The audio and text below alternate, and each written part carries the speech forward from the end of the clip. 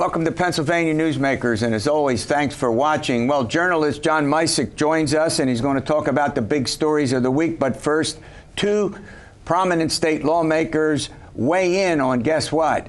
Does your vote really matter in presidential primaries? We'll get into all of that after these words.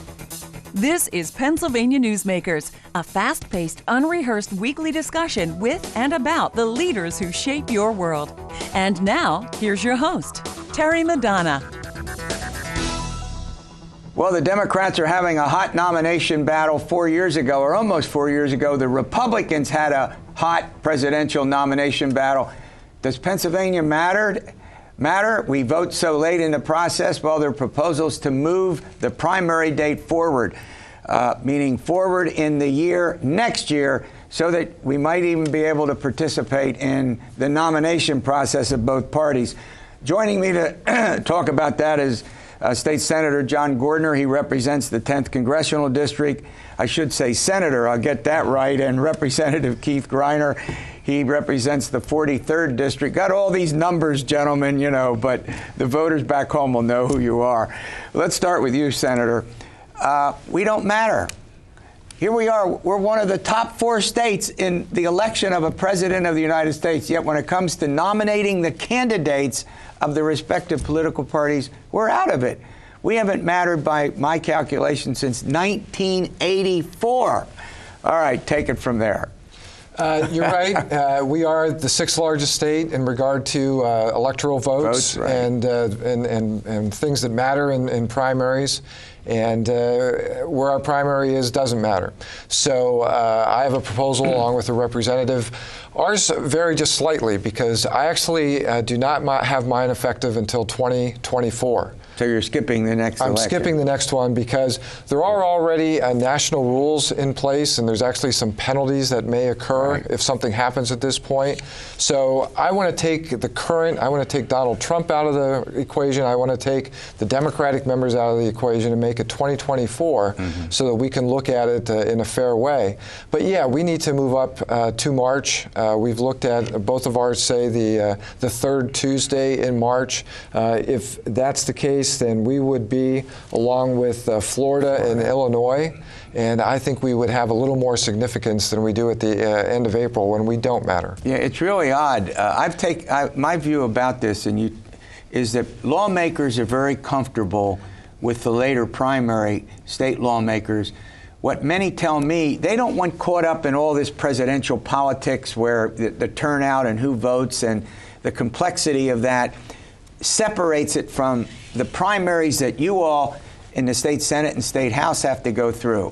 Yeah, absolutely. You know, I've talked to some of my colleagues because, as you said, it's been a struggle trying to get a bill like this forward that seems common sense. And I get a lot of constituents calling me both sides of the aisle, Democrats, Republicans, saying it's a great bill. And yet, you know, my colleagues, you know, by moving this primary up into March, you know, we might be circulating petitions in December around the holidays, and people when I say, you know, my colleagues somewhat feel uncomfortable with that. And as you said, good, bad, indifferent, people are protective of their seats. They are concerned that maybe, you know, how's it going to affect incumbents and things like that. The other thing, though, that I will say stands out, and because I know Governor Rendell tried this a number of years ago, I'm working with Harry Reed Shaw from Allegheny County on this, is that the party chairman, the Republican, you know, state chairman, the Democratic state chairman, there was often pushback from them also. Now, back in 2015, when I introduced a similar piece of legislation, I know they were opposed to it. Opposed to that. Now, at the time, it would have been, I guess, Leader Turzai, Speaker. He was supportive. Right. But so we have that hurdle to get by too. We have the party. Sure. Now there's been some changes in the last few years. Now the big question I have is, all right, is anything going to happen? I mean, you know, this comes up every 4 years, or I should say it's every 4 years. It usually is the year before, like this, before an actual presidential election, because you can't make these kinds of changes at the last minute. It just doesn't work for a whole variety of reasons. Take it. Well, interesting. So I was in the House in 1999 when we actually did change it for 1 year. In the year 2000, we moved it up to the first Tuesday in April. That amendment, for one election, that amendment was offered by still Representative Bob Freeman. Right after Bob Freeman offered that amendment, a guy by the name of Harry Reedshaw offered an amendment to make it the third Tuesday in March, which is exactly what we're offering. So Harry's been at this issue for quite some time, but there was a deal at the time between the House and the Senate to go with that first Tuesday in April. So Harry's amendment failed. Bob's went in. We did it. As it turned out, that was the year where Gore was running against Bradley and Bush was running against McCain. Right. And both of them ended up dropping out after the Southern primaries. Yeah. And so that first Tuesday didn't matter anyways. All right, well, we're going to run to a break. When we come back, I want to pursue this a bit, and then if we have any time, I want to talk about gun control. You know, there's a lot of emphasis on it. I count something like at least 9 bills in the legislature right now. We'll get to those subjects after these words. This broadcast of Pennsylvania Newsmakers is presented by the Pennsylvania Chamber of Business and Industry, the statewide voice of business, and by the Pennsylvania State Education Association and Partners for Public Education, bringing the power of a great education to our schools, our students, and our communities.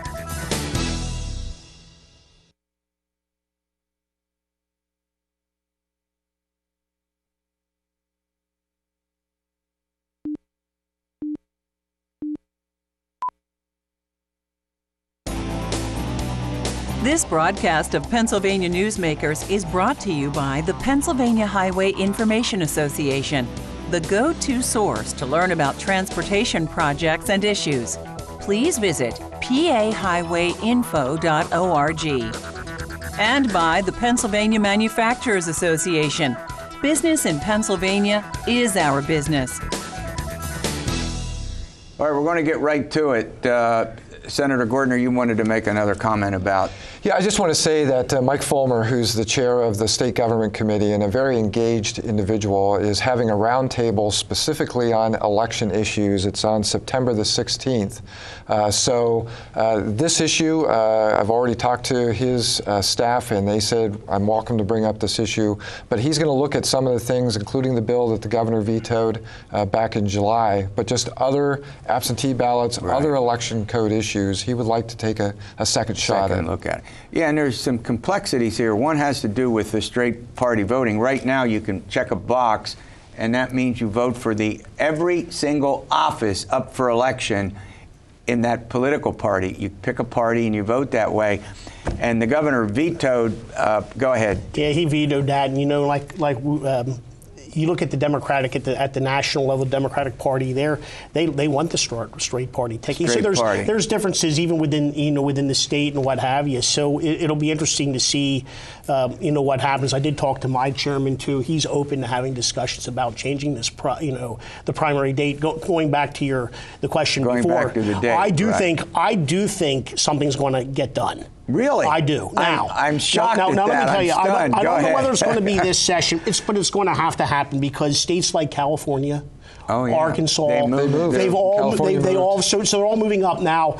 What people might not understand is one reason we might say, why aren't we picking Super Tuesday? We didn't explain that. Well, you can lose delegates the way the party structure is. Republicans are Super everything. Tuesday, by the way, is a date when a whole bunch of states have their nomination process where they elect delegates to the conventions, and normally nomination will get wrapped up after Super Tuesday, meaning one candidate will have a large enough lead to virtually ensure that they would be the candidate of of their respective party, presidential candidate. So that's why people might wonder why they choose that date, where there's a method in that, because we didn't want to lose delegates in Pennsylvania. Right. And all right, before we go to another topic, I just want to make this point. This is very important, and the reason, and we'll probably talk about it again, will your vote really matter in nominating a presidential candidate? That's basically what we're chatting about here.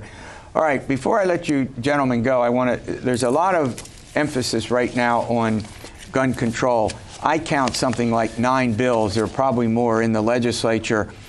I'll start with you, Senator. Do you think there's anything likely to happen in terms of gun control as we get through the fall session? Sure. Many of those issues end up in the Senate Judiciary Committee. I'm a member of that committee and have been since 2003. Our current chair is Lisa Baker. Right.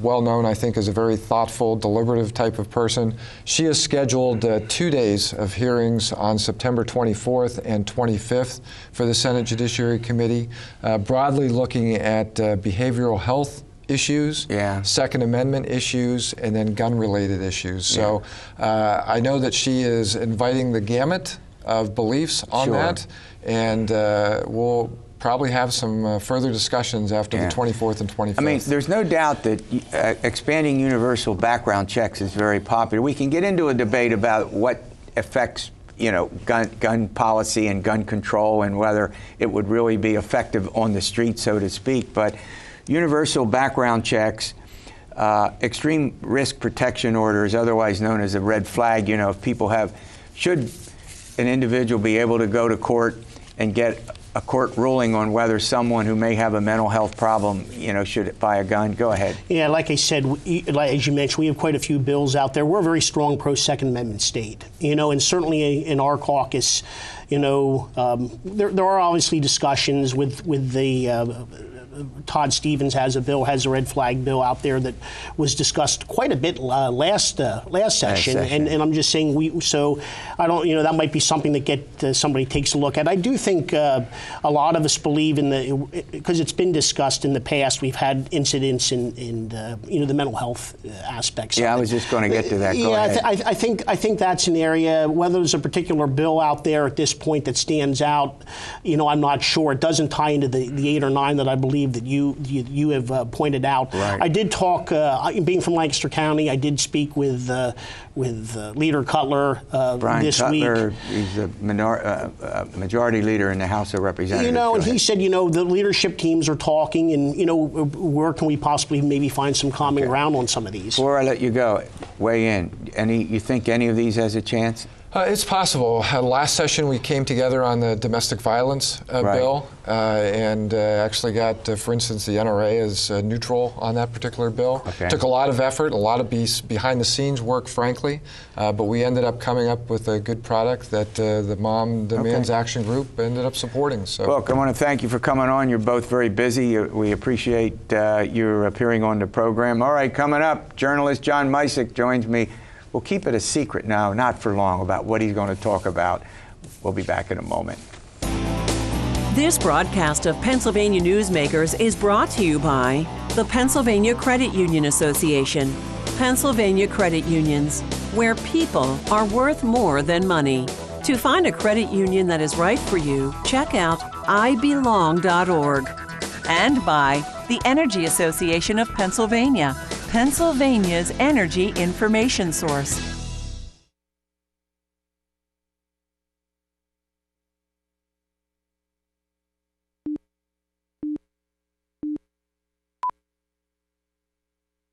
This broadcast of Pennsylvania Newsmakers is brought to you by the Association of Pennsylvania State College and University Faculties, representing the faculty and coaches who are devoted to providing quality public higher education for Pennsylvania's college students. John Misick joins me. He's the editor-in-chief of Pennsylvania Capital Star. All right, John Misick, let's talk a little bit about at least one aspect of gun control, and it has to do with something called extreme risk protection, otherwise known as red flag laws, proposals. What's going on in this state with extreme protection? Yeah, sure, Terry. I mean, this is something your two guests were talking about in the last block a little bit. So these extreme risk protection orders would allow a judge to temporarily or long-term seize somebody's weapons if it's believed that they pose either a danger to themselves or a danger to public safety. 17 states and the District of Columbia have these laws on the books right now. There's data that indicates, data from Indiana and Connecticut, 2 of the states, that indicates that these laws actually cut down on suicides and they cut down on violent incidents. 2 proposals now making the rounds of the State House and Senate. In the Senate, a bill sponsored by Senator Tom Killian, Republican of Delaware County, and in the House, a bill sponsored by Republican Todd Stevens of Montgomery County, who's a former federal guns prosecutor. Right. I mean, if there's sort of one bill that could be potentially doable this fall, it seems like it's red flag. You have two Republican sponsors for one. All right, well, let's start with this. The fact of the matter is, before a gun could be taken away, you would have to go to a court before a judge. So it wouldn't be you'd have to demonstrate that the person is mentally incapacitated or has some other serious problem that makes the ownership of a weapon a danger to himself or herself and others, right? That's exactly right. We had this tragedy in Texas last weekend where that person exhibited all the signs of someone who could potentially be stopped by such a law. Nonetheless, Terry, both civil libertarians and Second Amendment activists have raised due process concerns about these bills, wanting to make sure that, if it's going to happen, that it's adjudicated properly and that at some point a person would be able to get their weapons back. Right.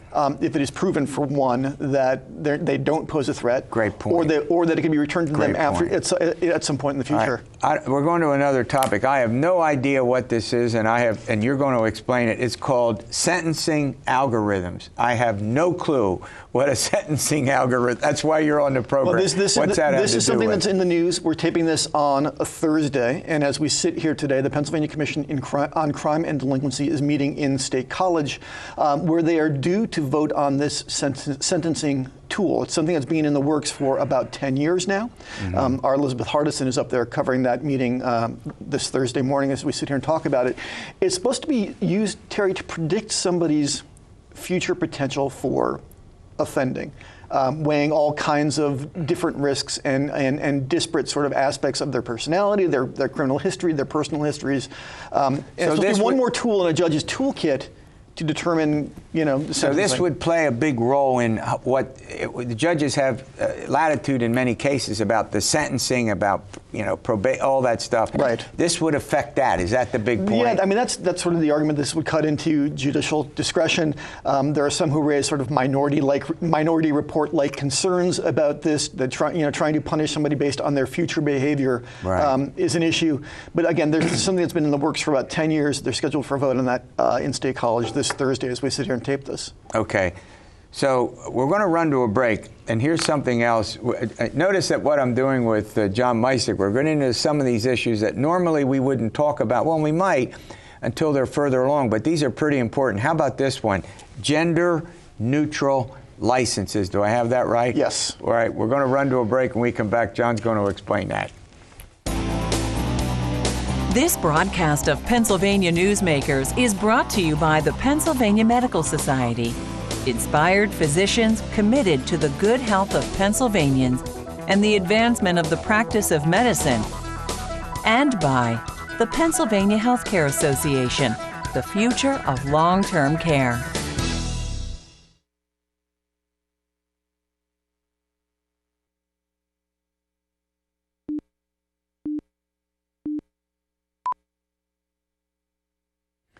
Well, John Misick, he's the editor-in-chief with Pennsylvania Capital Star, joins me. We're talking about a number of I think, pretty important topics. Maybe none of them have made the front page of your paper or lead the television coverage, but they're important.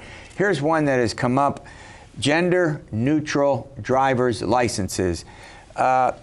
Sex on a driver's license, take it. Sure. So right now, Terry, PennDOT allows someone to check male or female on their driving license. Back in July, our colleagues at the Daily Item in Sunbury, Pennsylvania, reported that PennDOT was going to allow genderqueer, non-binary, or trans. Say those again. So genderqueer, non-binary, or trans Pennsylvanians to select an X for their gender identity rather than male or female. It's a reflection of the changing times, a reflection of where we are now as a society and as a culture. Representative Jesse Topper, a Republican of Bedford County, has released a co-sponsorship memo seeking support for legislation that would require legislative authorization for this. In other words, they couldn't put the gender neutral. No, they would have to check either male or female. His argument is that that these designations in place of the traditional sort of male or female, is a significant enough action that it should require legislative authorization and not just be sort of a unilateral executive move rather by PennDOT. Activists in the LGBTQIA community are pushing back against this, saying this is a move reflective of the times, that you can't bottle people by gender identity into these convenient boxes. But that's changing in so many different aspects of life. It is changing in so many different ways, right? I mean, there are some implications for federal real ID. The states, but they've allowed states to make determinations on their own on a case-by-case basis about gender identity. So I mean, what we're seeing here is sort of a microcosm of the larger debate we're having in the culture right now. I was going to say that sounds like a debate we're having, whether it's gender-neutral bathroom. We can go through the whole list of things, but so is the legislature likely to approve this, or is it, I mean, well, let me put it this way. If nothing gets done in the legislature, PennDOT can make this change. Yes. Unless it's countered in some way, either by the legislature in a law, which would have to be signed by the governor. Wolf, who would be unlikely to sign this law in any event. And or go to court. Right. No, I mean, I think in the sort of the cosmology of things, the legislature needs to get done this fall. This would rank somewhere very near the bottom of the priorities list. But when somebody steps up and makes a statement like this, it is worth noting that it's happening. Oh, no, I think, absolutely. All right, before I let you go, Restore Pennsylvania. It's a big program the governor has. It has to do with a lot of infrastructure. There's some concern among progressive groups in the state that that what it does in a sense is reconfirm the whole Marcellus Shale, the pipelines, and indeed, perhaps increase the production of natural gas, even though he calls for taxing natural gas. Yeah, I mean, this is sort of the governor's legacy burnishing program. He wanted to borrow $4.5 billion for infrastructure repairs, flood control, road and bridge, broadband internet expansion across the state, which everyone agrees is badly needed, particularly in rural Pennsylvania. The bonds for that would be paid down, Terry, as you correctly point out, by 20 years of severance tax against future Marcellus Shale revenues. I'm going to stop John right here. What we're talking about is a tax on the amount of cubic feet that's extracted from these deep wells. It's called fracking, and that's popular with the voters, but the legislature has not been able to do that. I mean, this is something that the governor has been trying to get for the 5 years that he's been in office. He got very close in 2017 when the Senate included it in a revenue package. Never went anywhere in the House. There was significant pushback by Republicans in the Senate earlier this year against this proposal when he rolled it out. It's now been, that opposition, Terry, as you correctly point out, has now been compounded by some progressive allies in the General Assembly who dislike the fact that this program is so reliant on natural gas tax revenues because it marries the state to fossil fuels when they believe the state should be moving in the direction of renewables. And very quickly, we've also seen environmentalists trying to peel off legislative support with some success. Thanks for coming in. Thanks for your time. Absolutely. All right, we'll see you next week for another edition of Pennsylvania Newsmakers. And as always, stay well.